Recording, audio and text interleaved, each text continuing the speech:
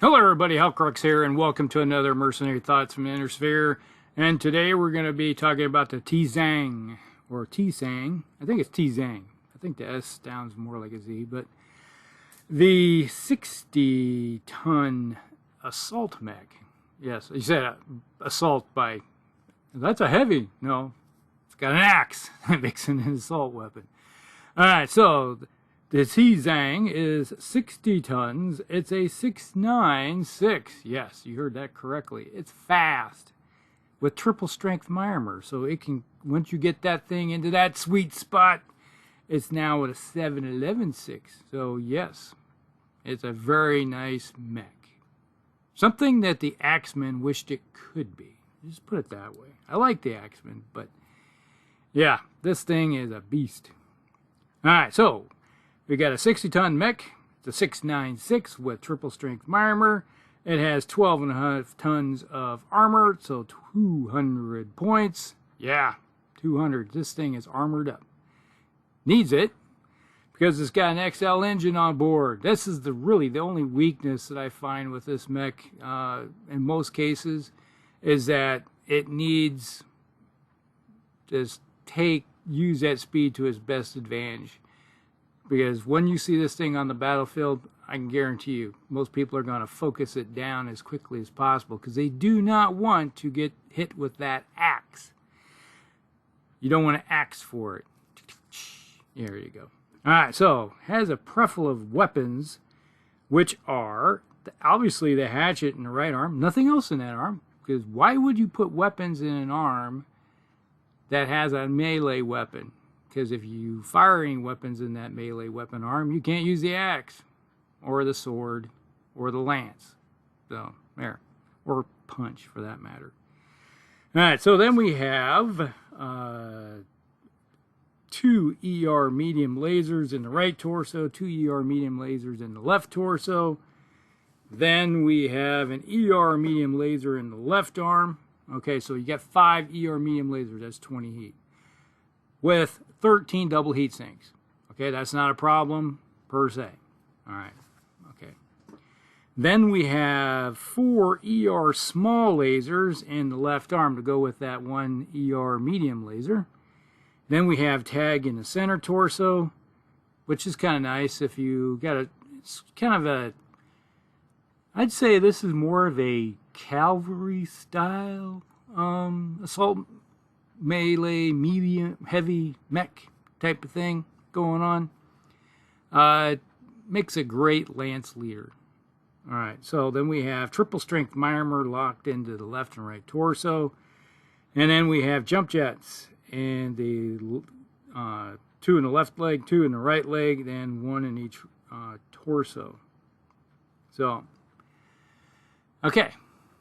What do I think of this thing? It's a beast. Yep, like I said, it's one of those mechs that the Axemen wished it could be. The number of times I've used this thing on the battlefield is like, oh my gosh. They see this thing coming and say, that thing has to be DRT right there. Because once you fire up that triple strength, which is easily done on the very first turn, you just say, hey, I'm going to shut off these heat sinks and then either walk and get myself right to that 9 spot quickly by firing some weapons off along with it. And then next thing you know, it's like you're now a 7-11-6. And you're going to be trying to keep it right on that sweet spot for the rest of the game. Where it's like, okay, I'm going to stay at heat level 9 the entire time. Which is sort of easy to do with the standard version with the 26 heat dissipation. Because obviously you can fire 4 of your ER medium lasers and just fire your 3 of your ER smalls, and you're right there in the heat of the things. Now, really, to be honest, I would prefer to have maybe 2 of those ER small lasers be just small lasers instead, you know, so they only put out 1 heat. I'd rather have that because then it's easier to keep yourself with it right in that sweet spot. Because if you go up anymore, then you start causing yourself more detrimental problems. And if you fall below that, it's like, oh crap, you know, it's like I'm no longer got that TSM going. And yeah, you want to be right there at that 9 level threshold. And so when you do the old axe attack, because obviously the enemy, if you get close to it, they axed for it. So normally you're going to have a 12-point melee hit with that axe. But if you got the triple strength, wait, was that doubled? Yeah, you can just lop off things. It's like when you got a weapon system that can almost decapitate any mech on the table, which the Axeman can do. All right, one shot into the head with the Axeman and it's toast. Now, it doesn't necessarily mean that you're able to hit the head, because obviously with a melee weapon system, you're rolling standard damage location like any other weapon system, unless you're at higher ground than them, and obviously you're going to be on the punch table. And in that case, maybe you'd rather kick. And the number of times I've seen this mech running around in pretty much every melee mech, that it's like have melee master, melee specialist going for it, which, you know, gives that extra attack in the melee phase, and then you got a +1 to your damage output. Yeah, so then a 60-ton mech can decapitate another mech just with one swing of the axe. There it goes. So yeah, that's going for it. So pretty much, if you get the heat right at the sweet spot, your 7-11, you are going to be running this thing as quick as possible. You're going to be say, hey, I'm going to try to go for that 4 mod just by going in a straight line. You get 1 turn. But most of the time, this mech's going to be running around with a 3 mod on it, because you're obviously going to get to the 7 to 10 range for your movement. You know, sometimes you're going to have a couple turns in there to get wherever you got to go. Or in the case of jumping 6, then obviously you're going to have a 3 mod that way. It would have been really nice if this thing could have been a 7-11-7. Imagine a 7-11-7. Man, there wouldn't be any weapons on board that thing, because obviously everything would be sucked up. Unless it was a hybrid with some clan weapons. May have to look at that. That might be interesting. Throw some clan weapons on board as a hybrid version. Yeah. Ideas abound. That could be a nasty surprise for somebody.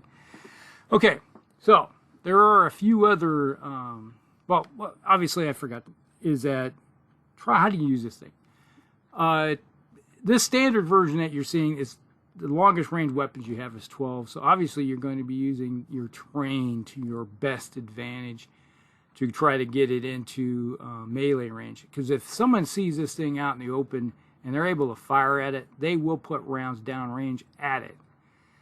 So you have to use your terrain to your best advantage to get this thing to the location you want, and then deliver the swinging pill package. And you will be moving as fast as possible, trying to use fire support as much as possible. Obviously, you got the tag, so that's going to be helping out to some extent, especially if you got some artillery assets. Throwing it, say, hey, I'm going to be tagging this guy right here and let the artillery do the wonder works for you. And if, heck, imagine you have spotter specialists on board this thing. That could be interesting too. Yeah. Ideas abound. So, a very capable mech. Obviously, the only weakness really it has is that XL engine, you lose a torso and it's done. So, there's that. But it's a energy platform. So, what's not to like about that? So, you basically try to look at the table, your terrain you have, and then pretty much try to bait your enemy into coming to you. And then you're like, okay, I got all this terrain here, looking at the woods, which is going to block line of sight, and I'm going to be rushing this thing right up the flank. It's kind of like the same concept you have if you got a hunchback on board, because obviously most hunchbacks, like 90% of them, are running around with weapon systems that are 9 or less. So you need to think in the same kind of thought process, is looking at your train. Get in there, rush up, and then use those jump jets if you have to get into, and if you have to jump over something, get into it, and then it's like, hello, welcome to the party, and then just take a nice little swing at them. And if you do have melee specialist, melee master, which will help you connect, then you're going to be just taking a nice little chunk out of them, because you'll be firing your weapon systems. Heck, imagine if you even have jumping jack on this thing. That would be good too. Jump, it's like right on top of them, hack, slash, and then watch them scream in agony. Like, oh my gosh. So that's pretty much how I like to use this thing. I love melee mechs, but they have to have the capability of doing some good damage, and that a lot of times means that you got to kit them out with the right equipment. So there's that. All right, so there are a few other versions of this mech. Let's see here. That was the, oh, I forgot. It was 1840 is your battle value in this thing. Okay, there you go. It took how many minutes to get into that? And this was the, I think it's the H. Yes, the 9H. Now, there's the 9C version. This one carried out during the Jihad. Aside from the hatchet, it's been outfitted with a plasma rifle. Good to go with 2 tons of ammunition. It's all in the left torso. Has 2 ER medium lasers and ER smalls and scattered around the torso and the head, and it comes in at 1950 battle value. All right, so the plasma rifle is obviously going to raise its, let's see here, the C. Where is the C? Here we go, the C.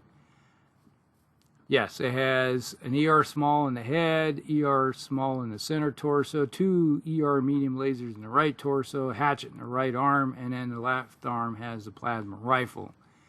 And that goes out to 15. So you pretty much now have something that goes out a little bit farther, so you can get out there into the wild a little more, and being able to put some rounds down range into somebody. Obviously, those 10-point hits, and then you got the other aspect of the plasma rifle, which is kind of nice. And so then you're trying to whittle off a little bit of that armor. Obviously, if you have some lance mates going with you, you're going to focus on one target and knock off a lot of armor. Then when you go up there and do the hatchet attack, there's been times when you do a hatch attack with this thing when the triple strength going, you just go right through a torso, and if they have XLs, they're done. You're just like, oh, sorry, you're gone. They may get a kick in you if you don't get into the right or left or rear arc, because if you get in those areas, they can't kick you back or melee you back, so you're just like, hey, hello, have a nice day, goodbye, type of thing. But in the meantime, as you're closing, you're able to do the plasma rifle as they're going in. This one has 10 double heat sinks, so it's dissipating 20. Now, this is the hard part in some ways. Not too bad, because if you fire the plasma rifle, which doesn't have a minimum range, which is nice, so you can go right up on top of them. You can fire the plasma rifle, and then you can fire an ER medium laser, then 2 ER smalls, and that's going to be what? That's what, 19? Yeah. So that's the one thing, is that with the 20 dissipation, once you're already at 9, you have to look at it. Man, what can I do? So you probably could just, if you run up on somebody, then you're looking at, that's the hard part here, is that if you don't want to go past the 20 mark for your heat, this is where you probably need, like, one of those ER smalls needs to be just a standard ER medium laser to give you that one tick going back and forth. Give you a little bit of capability. Now, depending on how you jump, that can make it easier. Oh, that's a jump 5. Okay, that's not a problem. I can stay within the 20. But now you're trying to see the problem here is that if you get this thing too hot, then obviously you're going to have some problems, because then you hit the 10 mark, that's a -2 movement. yeah, you are going to be having problems now because now you're slower. Doesn't affect your jump jets, but now that's the problem with this mech, is like trying to keep it in the sweet spot. And yeah, that's hard, really hard. Okay, now what's the next one here? Then we have the DC. Now this is an interesting one. It has experimental systems on board. It has a small cockpit, supercharger for increasing the speed, has the hatchet, has been replaced by a lance. All right, a lance, you say? What the heck is a lance? I did mention a lance earlier. It's not a very popular system you're going to see in a lot of games, but you know, it is possible. It has the interesting about the lance is that you have a minus, well, actually plus. It's harder to hit with it by a +1. So if you needed a 7 normally, let's say you're going to punch somebody, you need a 7, now you need an 8. It makes it a little harder. But it comes with a little bit slight benefit, is that if they have armor in that location that you hit, the lance is able to punch through that armor, and then you get to roll on the crit table with it's a plus or -2 on board, that crit chance. So you need a 10. So if you roll an 8, you don't get anything. If you roll a 9, you don't get anything. But if you roll a 10, 11, or 12, 12 becomes a 10. So you do have the capability of punching past the armor. It's like armor penetrating system, which is kind of nice. Now, if you don't have any armor in that location anyway, then it's just normal, like a normal internal hit when you got your chance of crit. It just becomes normal without any minuses. Then this thing has a small laser. It's been replaced by small X pulses, which are good, target computers. So now you have a system that has a target computer, makes it a little easier to hit with because you got pulses and target computer. Okay, you can dish out a little bit of damage, but really the amount of damage output is maybe not as good possibly, but it does come in at 1984 for battle value, so it's a little bit more expensive, by 100, around 150, more than the standard version, but it has that interesting weapon system that you can possibly use. Then you have the 9J. This one, kind of nice one. Let's see, the 9J has a sheet, I believe. Yes, the 9J. All right, this one has ER large laser in the center torso. Okay. Your options are not as good for, like, if someone gets behind you, obviously you're going to only have what's in your left arm to be able to torso twist back to get at them. But, you know, large laser gives you out to 19, gives you capability of a little bit downrange.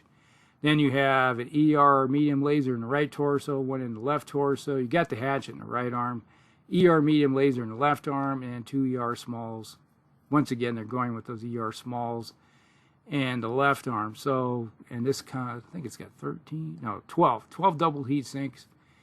So once again, you're looking at, how do I keep the heat where I want it to be? It's like, once again, you know, you're looking at, oh wow, okay. It's like, how do I keep it right at that 24?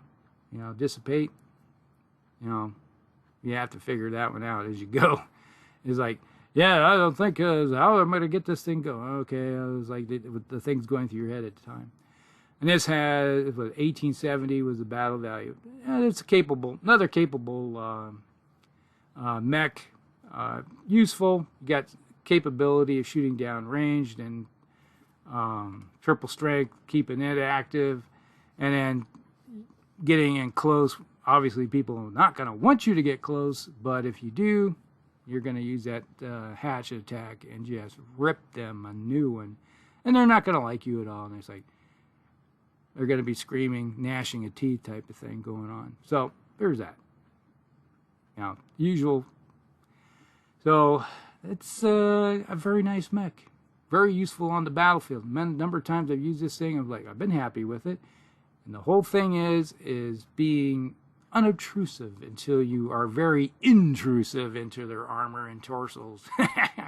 Yeah, that kind of thing. So that's it. That is the Ti Ts'ang. Very nice mech. Even if it does have XL engines, I can overlook it for what it can deliver on the battlefield with its swinging hatchet attacks. So there you go. Hope you guys like it. Like and subscribe, share with your friends, and we'll see you in the next one. Elcrex out.